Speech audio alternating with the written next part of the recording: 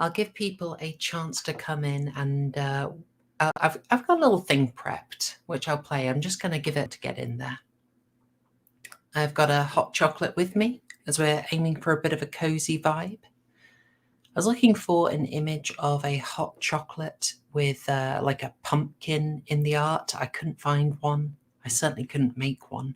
But I'm kind of absolutely in love with those adorable little marshmallows. Look at those little guys. They're adorable. How you all doing, chat? You okay? Everyone, I'm seeing people have hot chocolate. Graham crackers, lovely. Oh, you say graham crackers, right? Not Graham. Graham crackers sounds like a really weird pseudonym. All right, folks. So, as I mentioned, this would have been a stream about See No Evil, a very unusual film. I almost feel like I was trolled. We were going to cover See No Evil as part of the Wrestlers in Horror arc, which that crime guy suggested, which is a really interesting little vibe because it's both kind of funny and ridiculous, but there's also a fun horror history to it. And I was going to start you off with someone that I felt almost duty bound to cover, which is Tor Johnson, a Swedish wrestler who turned up in Ed Wood's movies.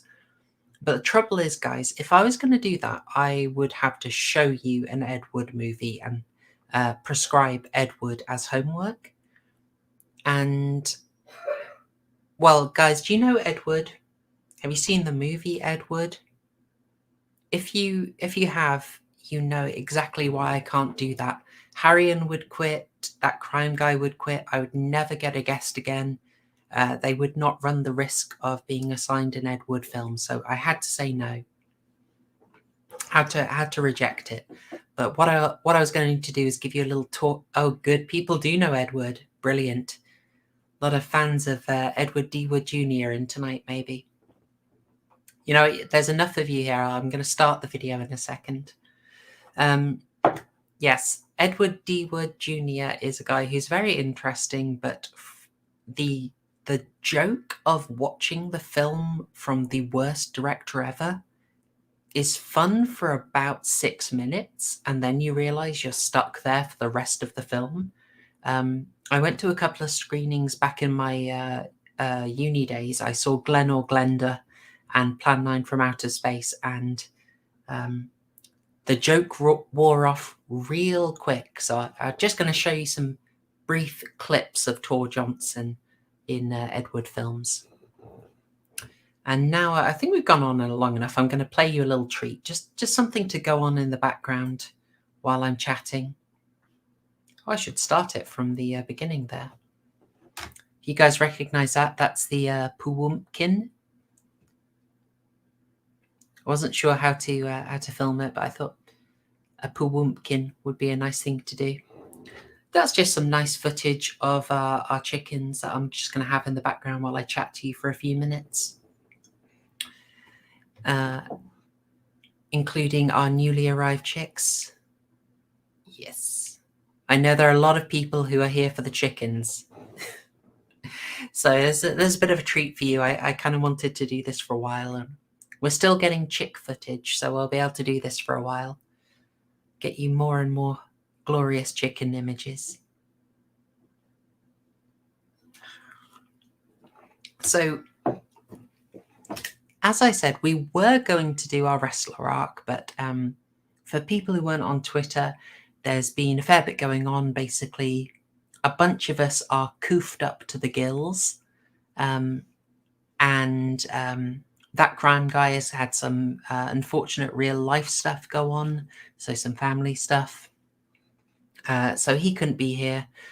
And I thought, without that crime guy, without Trig, who are sort of the real wrestling fans, that it's probably just not worth doing the stream, because they are going to bring a knowledge of wrestling and enthusiasm for it that I can't. Like, I'm just it's going to be a weird sort of series where I'm going to be the outsider and they're going to be the experts. Because when I was looking at See No Evil, like I just felt I was missing a lot. Like I wondered, something I was pretty sure would happen in these wrestlers in horror films is going to be that the wrestler is going to have their signature move, like the Stone Cold Stunner, maybe the People's Elbow. Those are the only wrestling moves I know, and I'm not going to know them, so I rely on people like That Crime Guy or Trig or Owine, who's due to do the next one, to tell me about that inside knowledge that I just don't have. Tell you what I did find out about See No Evil, though. This kind of blew my mind. See No Evil, as far as I'm aware, would be the first film starring someone who has spoken at the Mises Institute. That blew my mind. But what? Yeah, I'll get on to that in a second. But if you're wondering what the heck's going on here, that lovely little dark chick, what the heck is she up to? She's dust bathing. If you're more of a city persuasion, you might not know it, but that's what she does. They sort of dig themselves in. They get the sort of dust and hay all up in their feathers, and then try and get the oil and dirt to attach to that, and then they shake it off. So I think, Wholesome Wife, who has actually dropped the some sort of sad news, unfortunately, about our chicks. Unfortunately, we did lose one. We're not entirely sure what happened, unfortunately, but two of them are alive and well, and we're very happy for that. So we're very lucky to have three of them hatch at all. Actually, that was a bit of a blessing. So yeah. That little one of the little grey chicks, a little lavender pekin, is now sort of with all the other past members of the flock in the garden being looked after there. So I'll don't worry about bringing the mood down. You're absolutely fine. Don't worry about it. Yeah, you know what? F's in the chat. Thanks, guys. It may be a meme, but you know what? F's in the chat would be appreciated, and I'll drop another one. Thank you, Years. Thank you, James. Very much appreciated. So back to my weird little discovery. Kane, or Glenn Jacobs, is one of the many actors who have gone on to have political careers. He won as a mayor in his area, running for the Republicans, and he's got a very strong libertarian bent, which I think is really interesting. And yeah, he's spoken at the Mises Institute. Just quite amazing, really. And he beat his competition by a mere 17 votes, which I think is quite fascinating. Maybe a bit of an uplift there. So I am going to have to get my hands on a copy of his speech. I've got to do it. This massive 7-foot guy speaking at the Mises Institute. I've got to do it. I'll try and track it down for you folks. Like I said, I've got no wrestling knowledge whatsoever. But I found that out and it absolutely tickled me. There's lots of weird things I found out around the movie. So it will be a good stream when we get onto it. I'll leave that there for you guys. I might play it again in a bit if you want more chick action. And yes, people are noticing that Gatsby, my wonderful cat, was there. Ah, interesting, Years. Interesting. Oh, sorry, just enjoying that hot chocolate there. Okay, so what I thought I'd do, there we go. What I thought I would do is just give a little Halloween rundown, because it was quite intense for October. Actually, I had got a few more videos set up and in the works, and I got kind of taken over by the work of producing episode by episode reviews for Midnight Mass, which was a heck of a lot of work, I've got to say. I wasn't exactly sure I was going to do that, but I watched the first episode. I was really into it. I did the review of that, and I thought, okay, I'm going to do it. And it ended up being quite a commitment. I've still not got the final one out because I ended up re-recording it because I felt I didn't get some of the nuances around the religious theme, and I felt because I was kind of sick, I was a bit low energy, so I just re-recorded it. And I'm editing that now, and I've got a few other things recorded that just need editing down. I've done a really obsessive Candyman video, just breaking down one scene, going into a heck of a lot of detail. And so essentially, with the extra streams as well, it was we did the emergency stream for Halloween Kills, and it was a lot. It was a heck of a lot. And it culminated on Sunday. It was Halloween itself. We got some trick-or-treaters coming by because where I live, brilliantly, we get trick-or-treaters. I absolutely love it. It's so adorable. We decided after sort of giving out candy normally for a while, I just got the idea like, okay, I'm going to open the door with fake blood on my face, carrying a shovel, and I'll just be like, okay, take the candy and tell no one about this. You didn't see anything.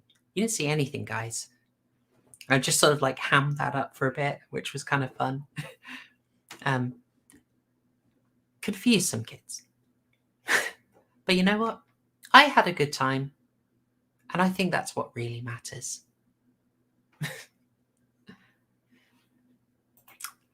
James. It was I kind of liked it. It's very silly. Halloween Kills is I'm a weird one. I know it's super controversial. I know lots of people have pointed out that it's very silly. There are a few things I missed when I did the emergency stream, like it has a bigger problem than ever, like the idea that it's sort of on the sly, it's relying on you thinking of all the canon that they erased, and you really do end up thinking like, these guys are kind of massively overreacting to, 3 murders in 1978. It's kind of an overreaction, but so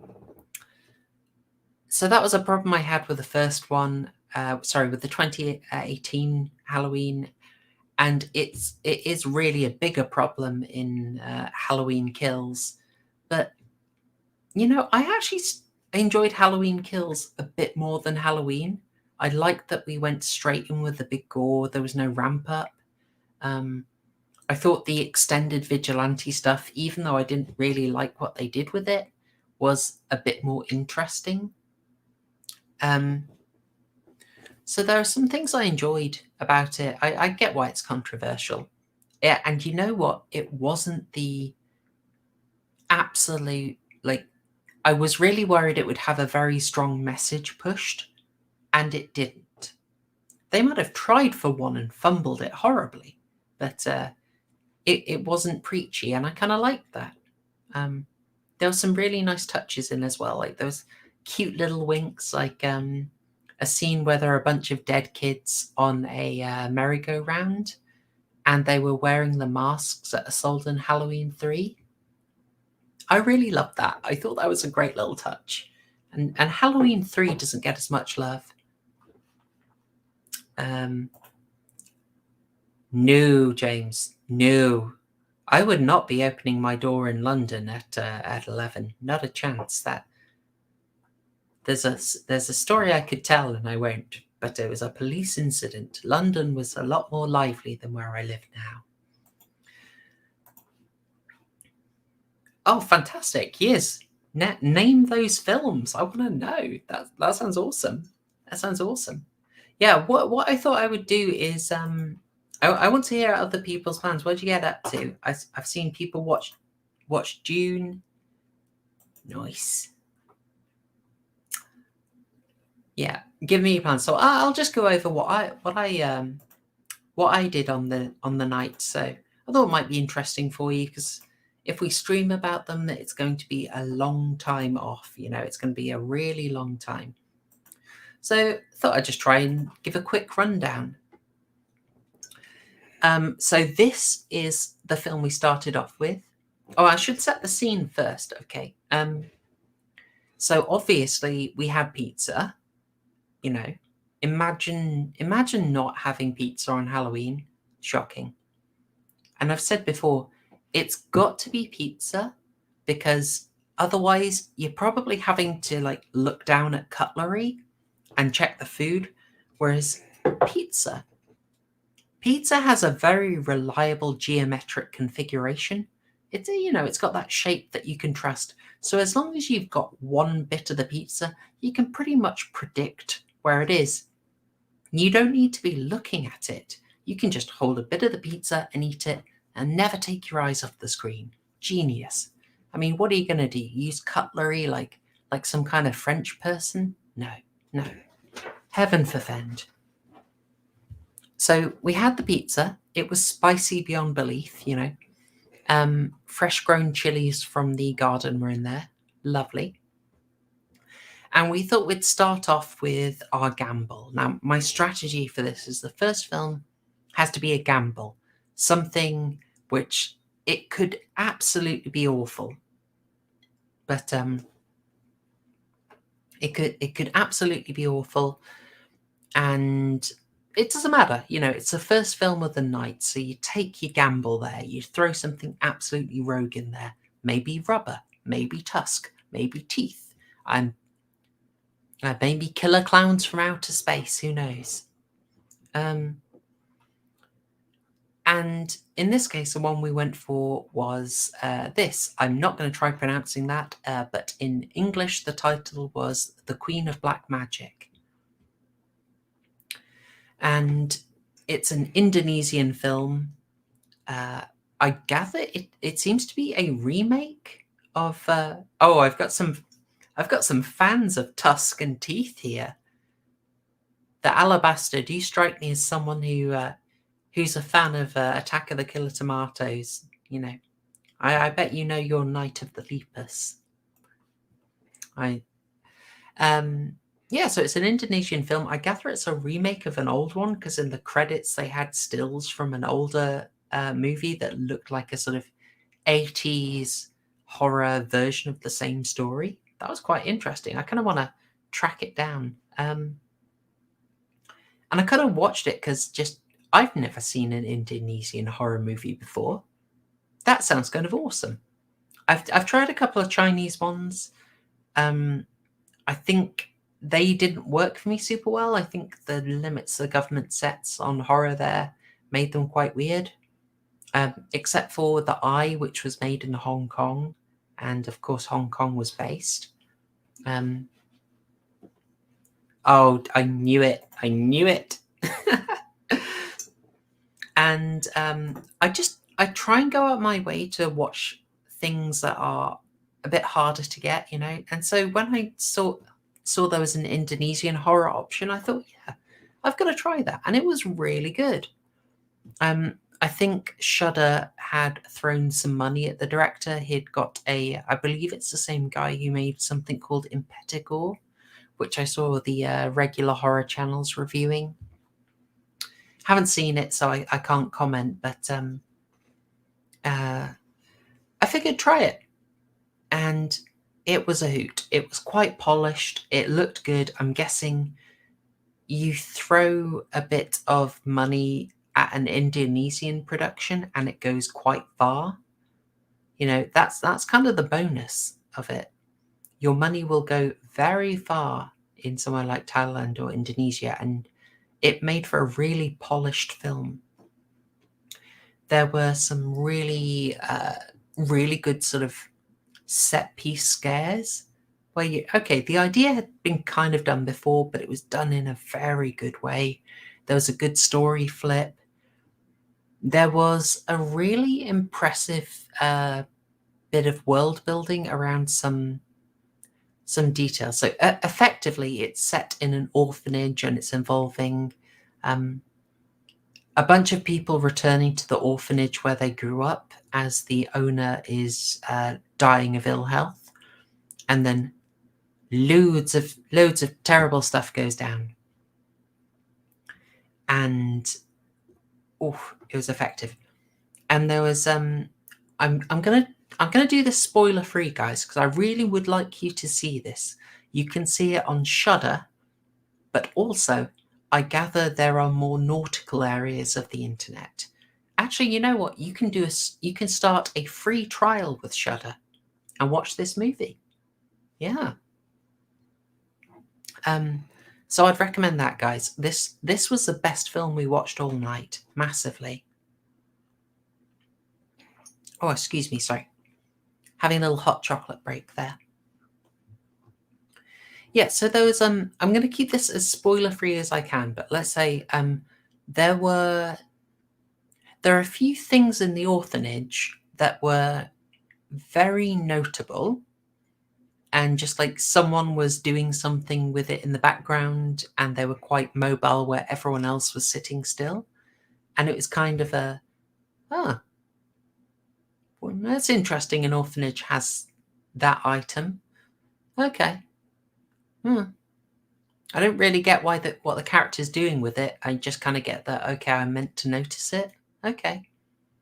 And there were two things like that. One of them was a lot more jarring than the other. But in the end, it was pretty darn cool. It landed really well.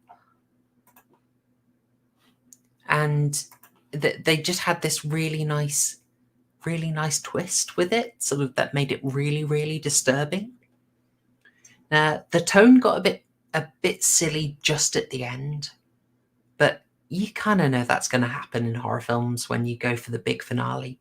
The CGI was notable but not awful, and there are some really good creepy bits in there. So I've got to say, massive recommendation.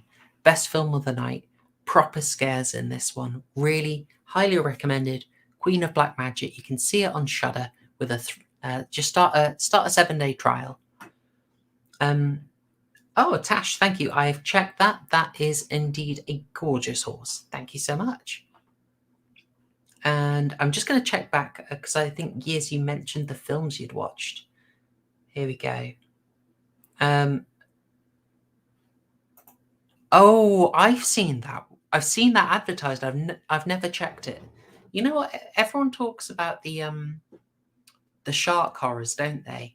And there are a lot of shark horrors, although Sharknado is kind of massively swinging the genre. It's like Sharknado is probably at least 40% of the shark horror genre, subgenre, I should say. But there's a good few Killer Croc horrors, like obviously Lake Placid. There's the Lake Placid sequels. There's Crawl. There's Rogue. There's I Have Run Out. There was a notable crocodile scene in Resident Evil 2. That counts as a subgenre. I'm saying that's the thing. Maybe we'll do a Killer Croc arc. And Death Cycle. Oh gosh.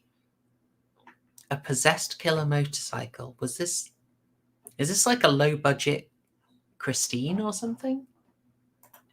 Interesting.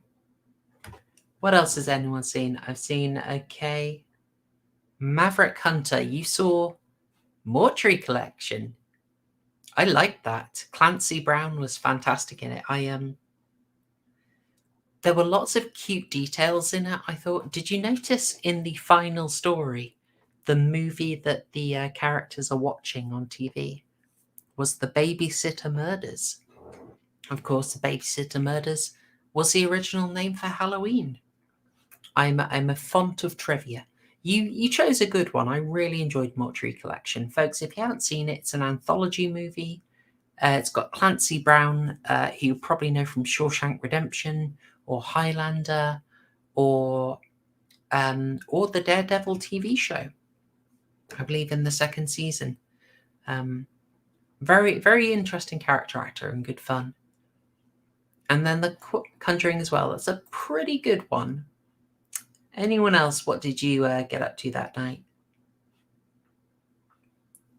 Kent Allard. Is Mystics in Bali Indonesian? Well, it's set in Bali, so I think there's a pretty good chance of that. But I don't know it myself. I don't know that one. Honestly, Queen of Black Magic is the first Indonesian horror film I've seen. It's probably the first Indonesian film I've seen. And I'm really glad I went out of the way for it. I'm getting pretty good on my Korean film now, but I'm trying. There's a lot more to do. And I don't know, I think Indonesian and Thai stuff needs a bit more watching. Okay, what do we got? Oh, very good choice. Very, very fun choice. You know I love Scream, and Autopsy of Jane Doe was fantastic. Really great film. Very, very fun story. Very effective scares. And so Babysitter Killer Queen would be the sequel to The Babysitter. How was that? I watched The Babysitter, I think 3 Halloweens ago, maybe. And absolutely loved it. I think it was the last one I watched in London. Really enjoyed it. I thought that had one of the best vibes going. Really enjoyable horror movie. Great energy, lots of fun.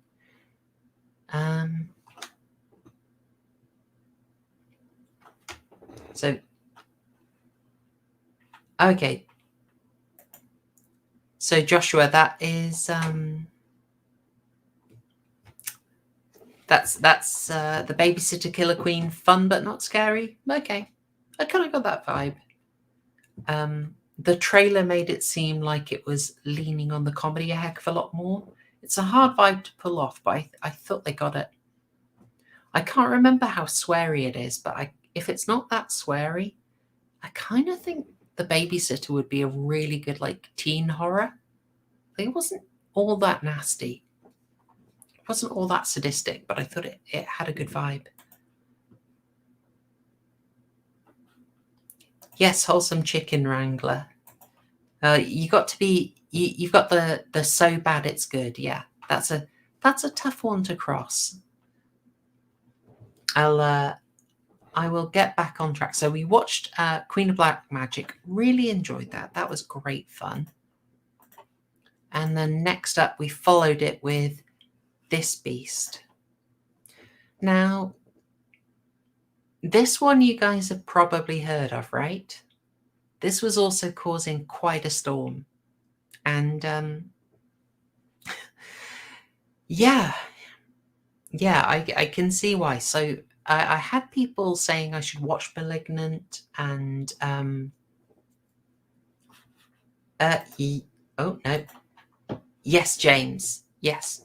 Babysitter is on Netflix. I think it was a Netflix original, actually. Oh, yep. Okay, I am seeing that people have seen this. Good. I'm gonna be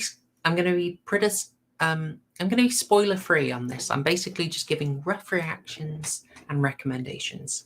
So Malignant. Oh, okay. Right. The premise of Malignant. I'll give a quick overview. So Malignant is directed by James Wan.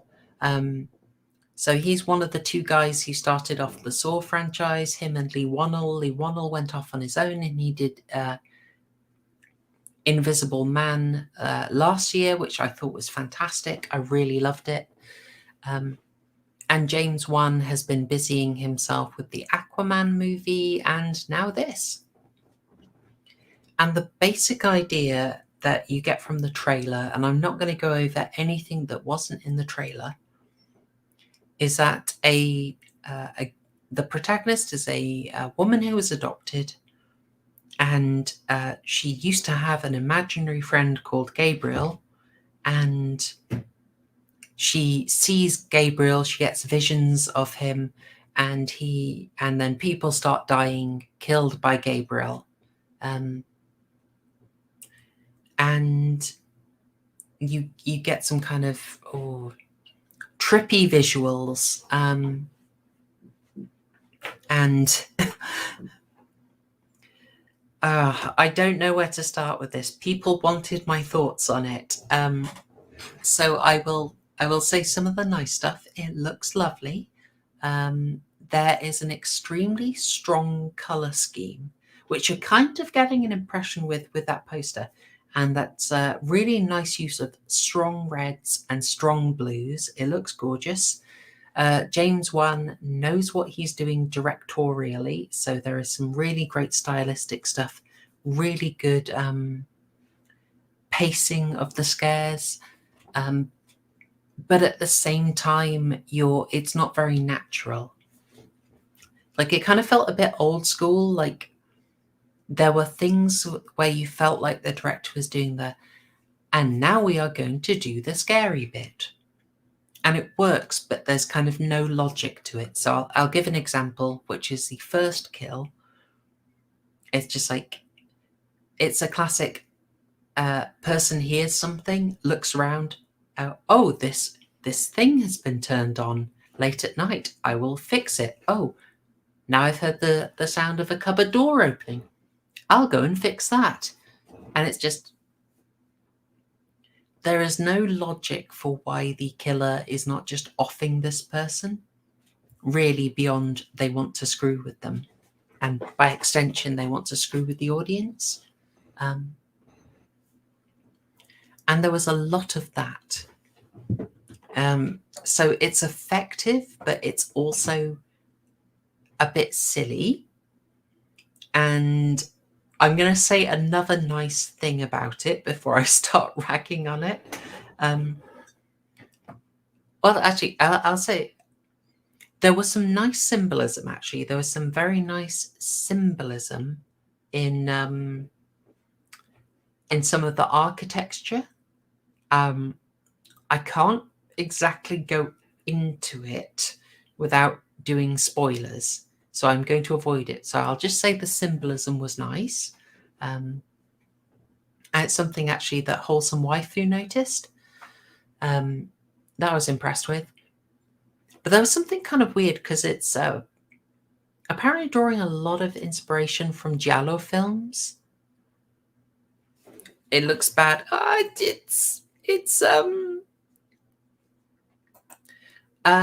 You can rent it. You can rent it, but they're absolutely ripping you off. So you might, you probably want to wait for it to come out somewhere else, or maybe take a more nautical approach to acquiring the movie. Do you think? Oh no! Oh no! Do I? No, I think I was drawing. I was maybe being a bit slow about it, because I wanted to give specific examples, but I realized that would kind of give the end away.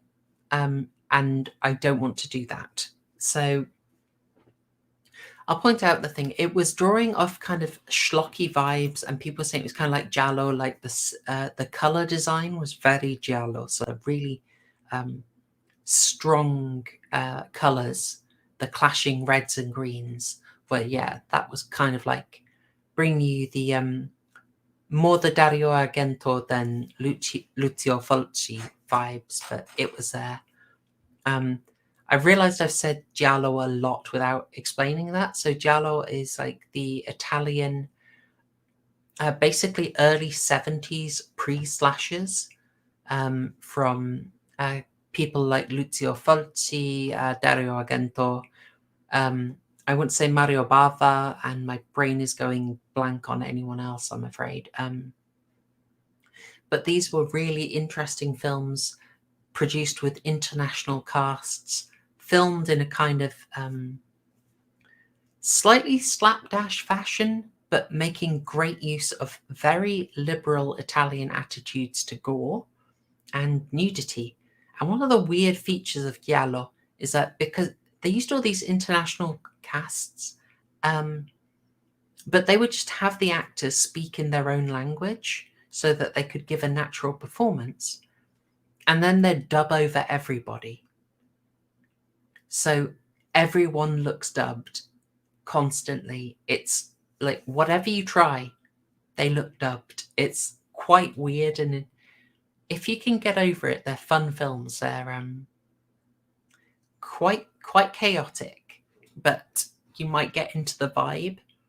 There's a really interesting one. If everyone would probably recommend you start with Suspiria, which you could. I'd probably recommend you try and find Profundo Rosso, or Deep Red, because it has quite an influence on James Wan and the whole Saw universe, like the creepy puppet riding a tricycle thing that they did, straight out of Profundo Rosso. Yeah, you see, that's what I saw, James. I saw 15, and so I legally acquired a copy because obviously £15 is a fair price to pay. Obviously.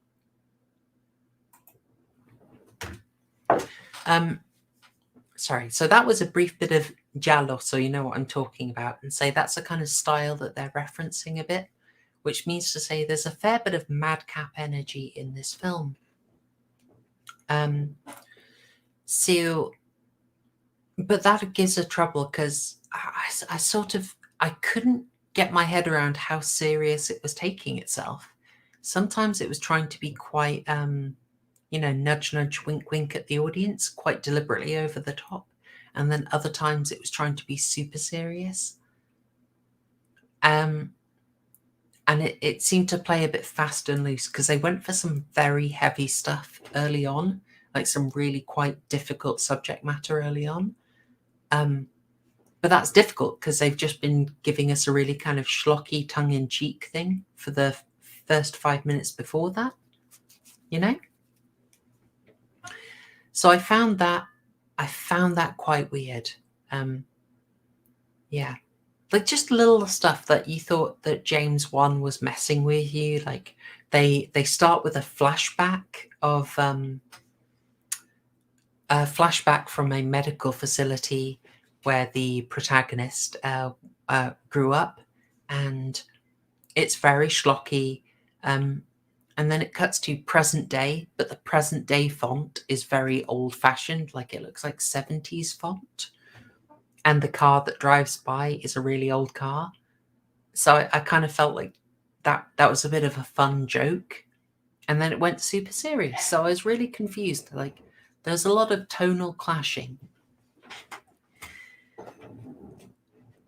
But I will say, as well, back on the good side, the music was really good in Malignant. There is a weird cover of Where Is My Mind by the Pixies that is fantastic, really addictive.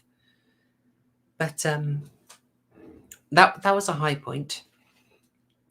But I am going to have to, oh gosh, how can I say? Okay. People wanted me to comment on it because this film is kind of crazy. It is built around a twist and a very unusual premise. And my problem is going to be, unfortunately, having just watched the trailer, I guessed the twist. And then I was like, it seemed to me like the twist was really, really heavily telegraphed, both through what you see and what the film deliberately didn't let you see. And so I was just, we'll get some chicken footage back on while I talk. Have some chicken footage. Yeah, so like the what they showed and what they hid just made me kind of think I can see what the twist is going to be. I was like, okay.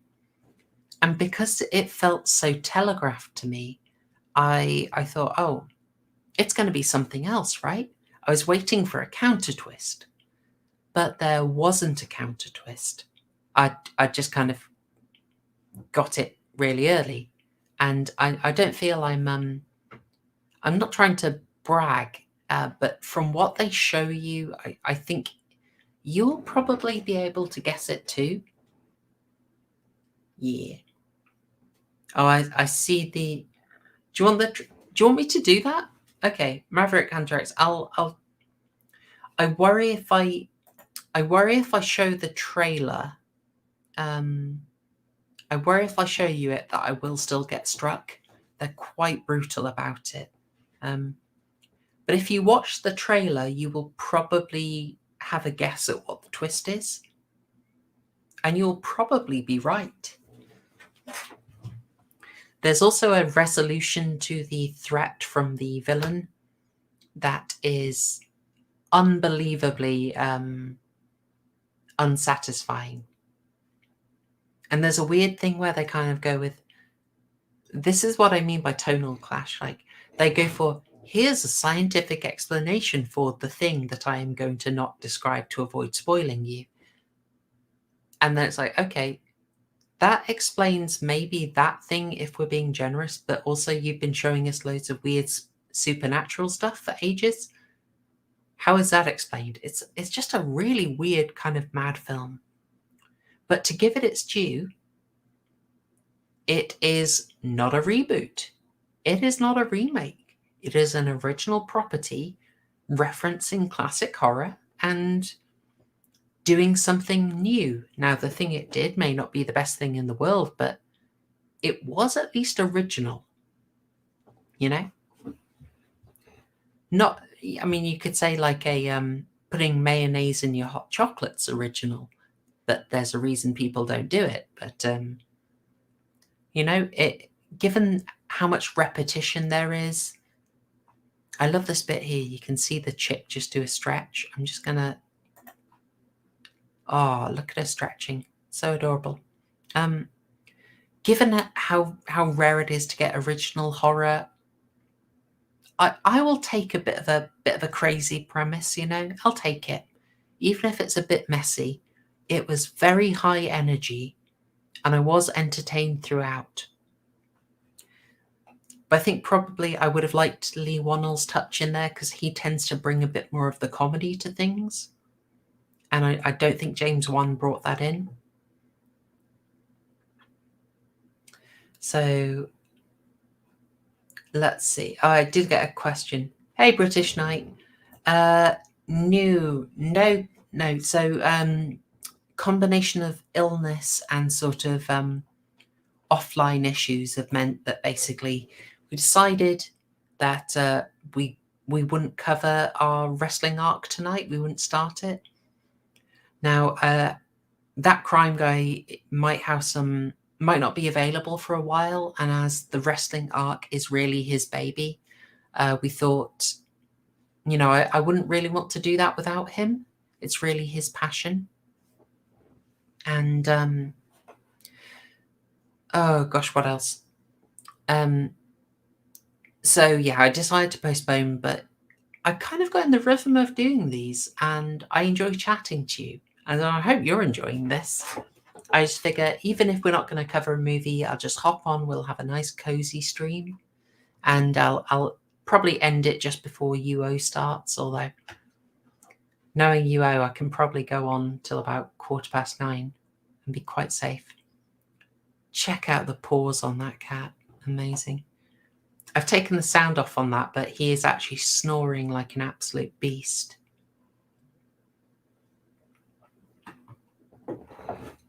Okay, so Malignant was kind of a wild ride. The ending is quite an insane letdown. There is some very bravura stuff that is, oh gosh, how can I say? Extremely, extremely memorable.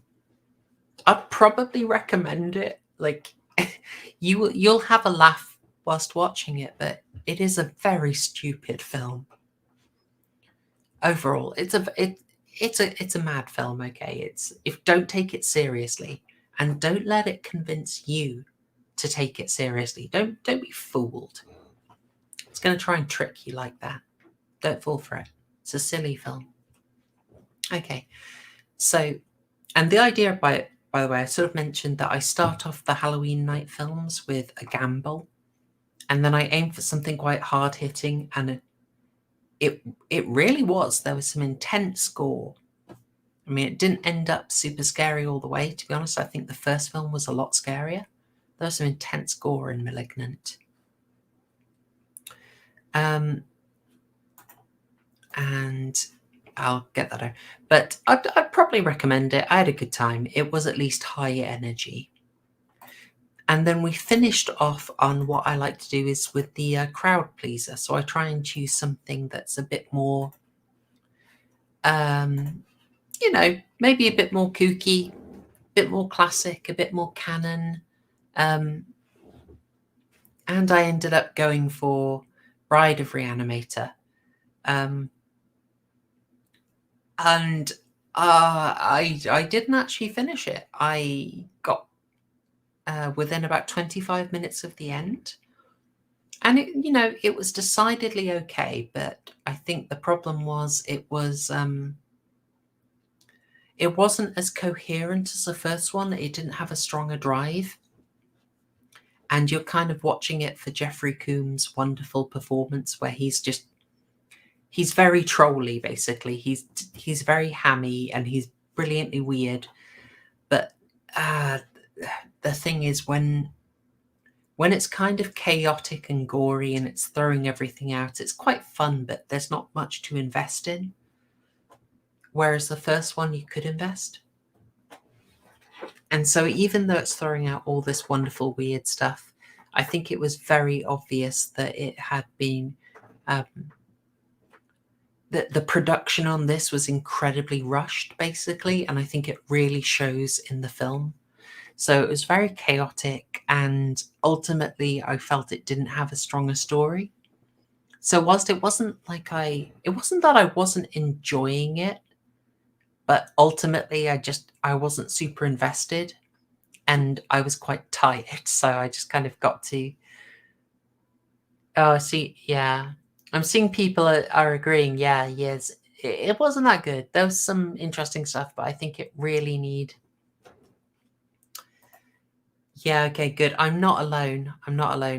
I'm sure it was building to something interesting, but it was also very crazy, and I didn't have as much to sort of emotionally grab onto, so it kind of felt very much to me like it was killing time on the way to its finale, where it wanted to throw everything at the wall. I don't know. I thought I was going to enjoy it. The opening was decidedly crazy. They just start off with a scene in Peru in the middle of a civil war. There's a big iguana. Jeffrey Combs is hamming it up an unbelievable amount. It's quite mad. And oh gosh. But I ended up not liking it, I'm afraid. It's weird because I can just watch the original a bunch of times, but I hadn't seen this and I thought it would be a fun one. It ended up not having the energy to take me through, so I just ended up not finishing it. I don't regret it, but I'd got an hour in and I was basically happy with what I've seen, and I didn't really need to see any more. Like, it had been plenty crazy, and I'm sure it could have been crazier, but it really hadn't made me care about anyone. So I drop out. I'm afraid you've got to have that emotional investment, even in something that is very knowingly a comedy horror. So it seems like it's a pretty common experience here. Okay, I'm glad I'm not alone. Overall, I think I did a heck of a lot better getting the Halloween horror films in a row. Probably could have swapped You know what? If I'd have done Bride of Reanimator first and then finished with *Malignant*, I'd have gone all the way through.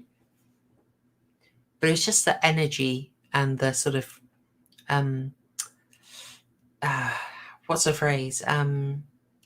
The energy and the momentum was not there in Bride of Reanimator. And as a last film, you kind of need it. I probably probably would have been better off doing one of the comedy horrors you guys have recommended. Like, I know people want me to watch Black Sheep. Eventually, guys. Eventually. Oh, this is some good hot chocolate, folks. Trust me. So that was what I watched. Did better than last year. Last year, tried to get our hands on one film and then it couldn't. So last minute switched to 1408. And then we watched Frontière. And that was terrible. It was like Green Room meets Green Room meets Deliverance meets Delicatessen, the Jean-Paul Jeunet film. And like, what I'm trying to convey was it was an absolute mess, and I hated every single character in it. It was insane, terrible film, and in fact, it was so bad that we just gave up after Frontière. Very disappointing because I like my French Extreme, and I'd saved this one up, but it was so bad, guys. Frontière, absolutely avoid at all costs. Yeah, James, I've heard interesting things about them. I've liked everything I've seen from A24, so I haven't seen A Ghost Story from them. I haven't seen Lamb. I don't know, was Saint Maud one of theirs? I've heard good things. But they tend to do much more thoughtful horror, so I quite like that. Anyway, yeah, that is what I got up to on Halloween. So there's 3 little reviews you might help inform your viewing, hopefully of interest to people, and gets you a quick comment on Malignant, because I'm not going to be able to do a deep review or a stream of that for quite a while. Vampire, oh, depends which one. It could be one of several, I'm afraid. I don't know specifically which one you mean. I mean, there is a novel called, oh no, it's not. That's got a different name. It's Carmilla. I'm going to pass on that one, Maverick. I don't want to give you bad information. So, from the 30s, I'd have to look it up. I'm sorry. I'm a bit weak on stuff from the 30s. It's kind of something I'm working on. Having found out that Mitch knows a heck of a lot about silent film and the sort of 20s and 30s era, I'm thinking I've got to coax him on a bit more and do some silent film runs, because it's an area I just don't know, or I don't know enough about. I mean, I know we're going to do a Todd Browning arc, which I think you guys are absolutely going to love. Todd Browning was very active in the 20s and 30s, and there isn't all that much that survives, but there is enough to be interesting. Okay, so other things I wanted to cover as just a bit of channel news. As I said, we've had trouble with the wrestling arc. If that crime guy isn't available, then we're going to have to, I think we'll postpone it, because I really think we should do it with him. If we do end up switching the arc, then what we're probably going to do is move on to the one Harrian suggested, called, well, the one Harrian suggested is 70s sci-fi horror. Well, what actually happened was Harrian said he really wanted to do Alien, and I thought, okay, let's put that as the closer to a 70s sci-fi horror arc. And I didn't want to just do sci-fi horror, because there is so much of it and we only do 3 films per arc. So we'll be specific. We're going to do the 70s sci-fi horror arc, and that leaves us the 80s and the 90s and whatever else I need to come up with, so we can get all these good things in. Even if we have to go rogue a few times, we can do it. So the arc remains in flux. We will wait on news. We'll try and give you news as soon as possible. But I can't confirm if we're going to go with the movie we have planned for next week, which was Girl on the Third Floor, or we might switch to the Arc. So I will confirm as soon as I can. But a thing I wanted to chat with you about and just sort of give you an option, then yeah, I kind of want to give you an option because the thing I'm trying to do at the moment is I've got the weekly stream where I feel like I can talk quite in depth about something. And I don't want to just put out very short videos. For a start, I can't be as timely as a lot of the people who can put out just really short 5-minute videos. And I also just think I can't add much value there. I just think there are a lot of channels that are giving you quick 5-minute reviews. I don't think I'm good for that. I think what I like to do is give you a bit of sort of horror history and deeper context and lots of excessive detail about the British Board of Film Classification. You know, the stuff you all come to the channel for. And then to kind of just really break down movies in a lot more depth. I think that's the kind of value I bring. And because of these weekly streams, I'm able to do that every single week, which I feel sort of frees me up for going with rarer edited videos that are a lot more complex and a lot more ambitious and in depth. And because they are going to take me a long time to do, it's sort of okay because there is always a weekly stream and sometimes a rogue stream as well if I need to. Okay. Oh, sci-fi horror is a popular arc. Fantastic. Okay, this is good. I like hearing this. Well, what I kind of want to do is get a little feedback from you, if you don't mind, because I'm going to be working on my Christmas special. If you saw the Christmas special last year, it was quite a long one. It was a lot of effort. It was very silly. And that was covering the absolute atrocious, awful horror film called Black Christmas.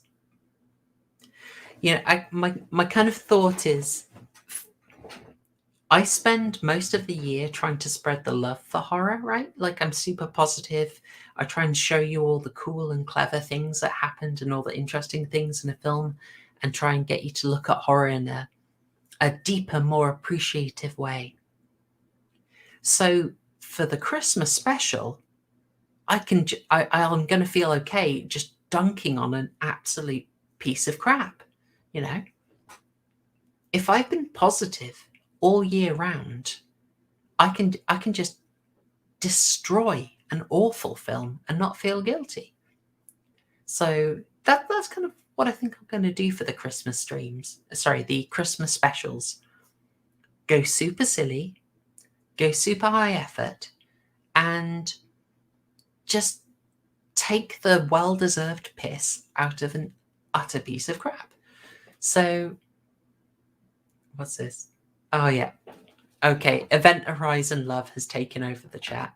I understand, guys. Now I know there are a few people who know what I'm going to cover for Christmas special this year, and a lot of you could probably predict it. But I won't give it away unless I've said it already. Why am I trying to build drama of that? What I wanted to ask actually is what you would like me to do before the Christmas special, because that will be released probably sort of just before Christmas Eve. And I just had a few ideas of what I could do as a long form video before then. I'll probably only get to release the one. So, sorry, forgive me, my throat is a tad sore from talking for an hour, or coming up on an hour anyway. So I've just got the options here, and I just wonder if you can tell me. I'll do a formal poll as well, but I'd kind of like to know. So some Event Horizon Love is still going on. Oh my god. Yeah, we are gonna trust me. We're gonna do it. We're gonna do it. But also, yes, Sunshine is very good. Sunshine is very good indeed, and very underrated, overlooked, massively overlooked. So some of the options I've got, ones I'd really like to do. I saw Prince of Darkness relatively recently, and it gave me a lot of thoughts. And I wanted to do a talk about Prince of Darkness as kind of a post-rational horror. And talk about the storytelling as well. But I was really interested in how it, the obvious thing is it's making religion and science meld and clash and conflict. But I think the way it resolves that is really interesting. Like, it's this fun post-rational thing. Now, this is done in the 80s, way before kind of post-rational, post-liberal was a thing, as far as I know.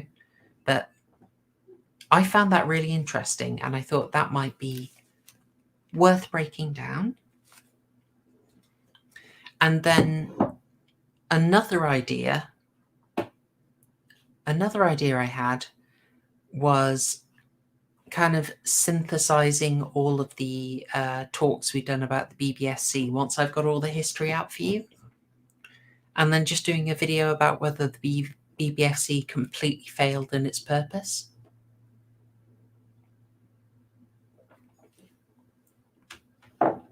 So you can tell when I'm having a big swig of hot chocolate. I'm going to be honest with you guys, it's kind of a chill chocolate at the moment. It became a warm chocolate about 20 minutes ago. Now it's just kind of room temperature chocolate.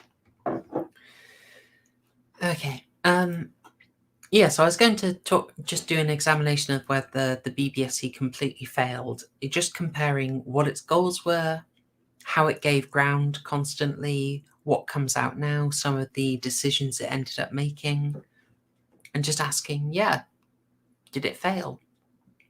Was there any purpose to it? And kind of asking, is there a purpose to film censorship at all?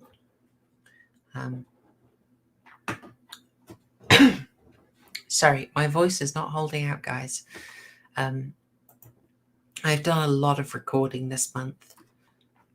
And then next up, another idea was something I'd really like to cover that I've mentioned on streams in bits and bobs, is exploring the idea of how pro-choice and pro-life themes are done in horror. They're very interesting in how they're approached. I know it's going to make everyone mad.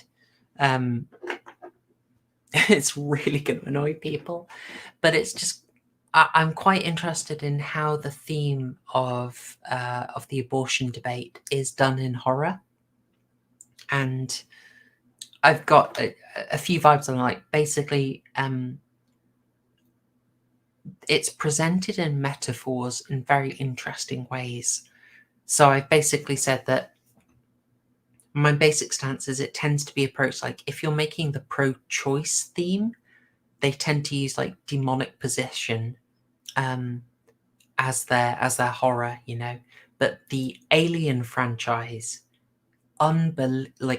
very, very much is sort of conveying the emotive pro-choice argument in a really interesting way. And then the pro-life arguments, those themes, they tend to come about through sort of themes about child sacrifice.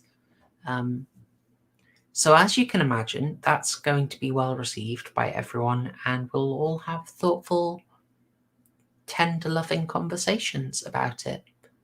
And no one will say any mean things to me when I cover it. So that is something I'm quite interested in doing. And then the last one that is probably going to be a bit hard to do, and I'm going to feel a bit weird doing it, but I think it's interesting. After we did the Clive Barker season, and I was very much enjoying trolling Harrion by doing gay readings of everything. And that's kind of a joke I've carried on, but possibly sort of driven into the ground already. But I was thinking about it and really enjoying how Clive Barker's type of horror is, if not always homoerotic, it is very much based around like dangerous sexuality. Like it's very full of psychosexual imagery in ways you might not expect. And so I was going to just sort of compile that and show how he brings that in, and how he uses imagery in a really interesting way to convey it. Sometimes, like, I mean, you know how some of that stuff is in H.R. Geiger's designs for Alien? You know, the way Clive Barker does it is far less subtle indeed. I think, oh gosh, have I gone over? I've gone over. Guys, I worried I wouldn't be able to talk. I worried I'd have no idea what to say for an hour. You've been very good at keeping me company, chat. So I'm going to put out a poll. I'll do a poll on Twitter, and I'll do a community post on here. And I'll give you guys the option. You let me know what you're most interested in. And, you know, I will start working on that. I can't say it'll be out before Christmas, but it's probably just going to be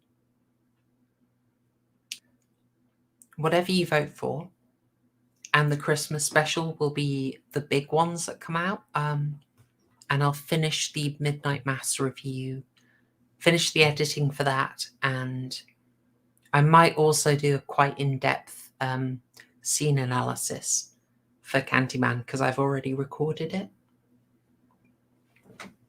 But yeah, that's the model I'm trying to do. We'll have the weekly streams, possibly multiple ones, and then I can just release the really detailed vision and highly edited ones as and when. Oh, James, it's definitely in there, but I've got to say, I really wanted to like The Lighthouse, and I just didn't. I really didn't like it. And it might be a kind of film where I need to do a second watch and get into it, but I didn't like it. I didn't get it. All I saw was symbolism, and I didn't see enough story to keep it going. So I often bring up Mulholland Drive as a comparison. It's a film that, you know, it's heavy symbolism, it's heavy emotion, and the plot is very hard to get. But